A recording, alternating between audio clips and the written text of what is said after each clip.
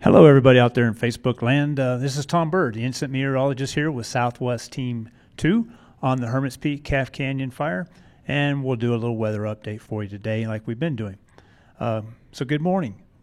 This is what the satellite loop looked like as sun came up this morning, and a couple of cool things to look at. We'll wait till this loop starts over. You notice this dark band right here that starts to shrink? That's actually a shadow that the sun's casting off of the top of these higher clouds on thunderstorm activity moving across North Texas. You move back to the west, this is now into New Mexico, and you see a lot of clear skies with some intermittent low clouds across the eastern plains of New Mexico and stacked up against the central mountain chain of New Mexico. If you were watching yesterday, you notice this is a lot less cloud cover than what we saw yesterday. But it still does show us that we do have some of that low-level moisture still in place, but we are starting to trend towards a drier environment over our area, and in particular, our fire here in the the southern Sangre de Cristo Mountains. So that's kind of the way it looked like, and already what we're seeing today is most of those low-level clouds have eroded away back to sunny skies, and now we're starting to see the development of cumulus clouds. That's the convective clouds that's genesis into showers and thunderstorms later in the day. So let's move on to the next graphic. And what we're going to see here is a look at last night's precipitation, or yesterday's precipitation.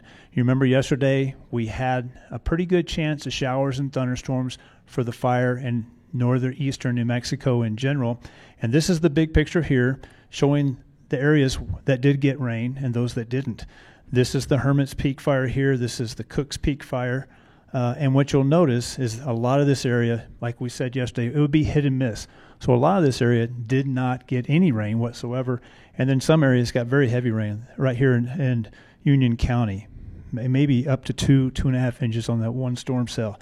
But you look over our fire, and if you look at the inset over here on the right, what you'll notice is we did get a few cells that came right across the heart of the fire.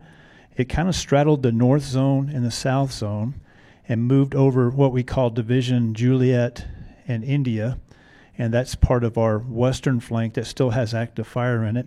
And you'll see here's the rainfall amounts. Only 1/100th of an inch on one of our raw sites that's right there in the fire, and then 400ths down here in Las Vegas at the airport. So what that means is the rainfall last night over the fire didn't wet the whole fire. In fact, most of it didn't get any. And what it did do was provide very insignificant amounts of moisture. The one thing that we have been seeing the last several days is elevated relative humidity, and that really did help with that. So let's move on to the next slide, because what this is a trace of that relative humidity. Relative humidity is a measure of the amount of moisture that's in the air. It ranges from 0 being completely dry to 100 being completely saturated.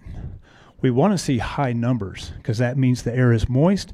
When the air is moist, those trees and bushes and grass, they get more moist and they are not as burnable, right? But when we have periods like what we saw, this is early May 5th through the 14th, so a good 10 days of relative humidity being way down below 30%. This line here, we like to see our relative humidity get above that and stay above that because that really does moderate the fire behavior. But when they're that low, and every afternoon, when you have relative humidities dropping below 10%, this red line here, and then in the night times, every one of these peaks is a nighttime relative humidity bump, or what we call recovery. Every night it goes up, every day the RH goes down because it's relative to the temperature. So as the temperature's warm, the relative humidity goes down, and at night when the temperatures go down, the RH comes back up. So we had a long stretch early in the month of May, very dry. Then we had a brief period where we had a little bit of moisture move in. And then here on the 24th, we actually got some precipitation on the fire. So you can see the relative humidities really go way back up. Minimum relative humidity above 20%, and we were recovering back over 90%. And then late in the month, this is the 27th, going into June, so we had about 4 or 5 day period where we were exceptionally dry once again. And then we've been talking the last couple of days of that backdoor front that moved in from the east and brought some of that Gulf moisture in. And that's indicative with these higher relative humidities that we've seen over the past 72 hours. The nighttime recoveries have been well above what we had been seeing previous, with 90 to near 100%. And even during the daytime, the relative humidity stayed way up above that 30%. Remember, I said that's the line we want to stay above. The issue is we're on the back end of this moist event. Today is our transition day to where we'll start to sweep that moisture out. So let's go to our next slide, because the next slide is going to show us our weather map for today. Today, we are on the western edge of that Gulf moisture that has moved in. And what's happening today is we're going to start seeing westerly winds take that moisture and push it back east into Texas and over the eastern plains of New Mexico, Oklahoma, Kansas.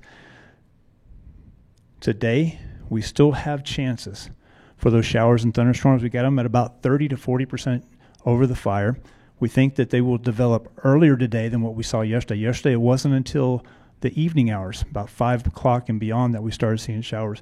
We think we'll start seeing them at least by noon, 1 o'clock. And already, like I said, we're seeing those convective clouds develop with sunnier skies and warmer temperatures today. So today, our relative humidity will drop, but we still have some of that moisture still in play, and so we will see some of those storms. So let's move to tomorrow, and we'll see the difference between what we saw with this green hatched area over us today, which is the area where we think we'll see showers and thunderstorms, to tomorrow, where I said we're going to start pushing that moisture back off to the east. And as we do that, we're back into dry conditions, and we lose those chances for showers and thunderstorms from tomorrow going forward for several days. It also means our relative humidities will drop back down below that 30% line. It means our temperatures will start warming back above average, and we'll start seeing breezy to windy afternoons with southwest and westerly winds. So let's move on to the next slide. And this is our precipitation outlook. And we're doing it today, tomorrow, Sunday, Monday, Tuesday, and Wednesday. And what you'll see is today, like I said, we're on that backside of where we think we'll see precipitation, with most of it actually being off to our east. Then tonight, we sweep that moisture off to the east, and we get a dry day Saturday.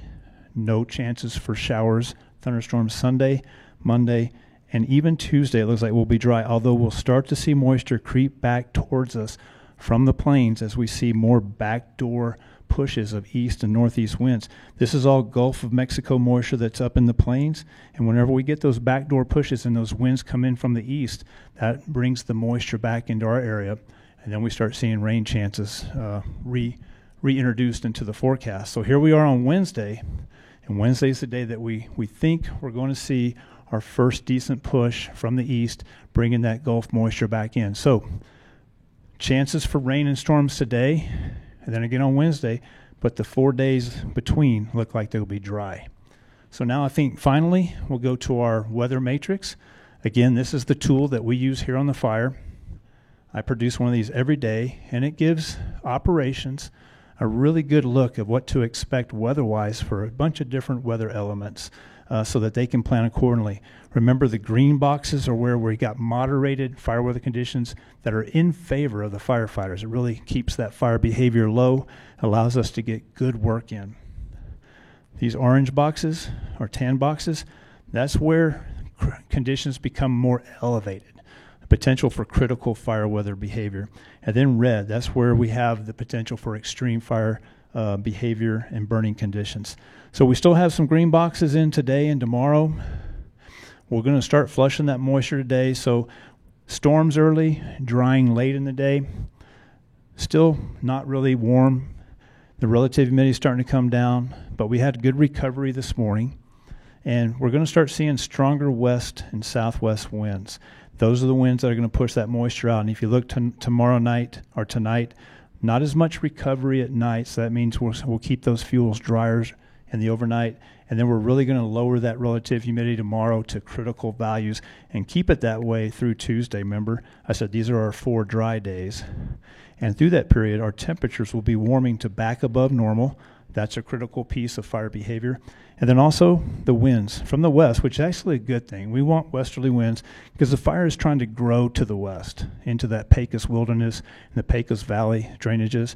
And we really want to keep that fire pushed back into itself where all the black is already to the east. So We're actually happy to see these westerly winds through the week, but not really happy to see as strong as they might possibly end up being. So we're looking at breezy to windy conditions through the week and into midweek next week with these lower relative humidities, these warmer temperatures, and this high instability.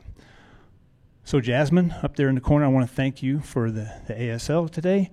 And then this is a look at your weather for the next 6 days on the Hermit's Peak Calf Canyon Fire. We'll be back with you again tomorrow. Thanks for watching.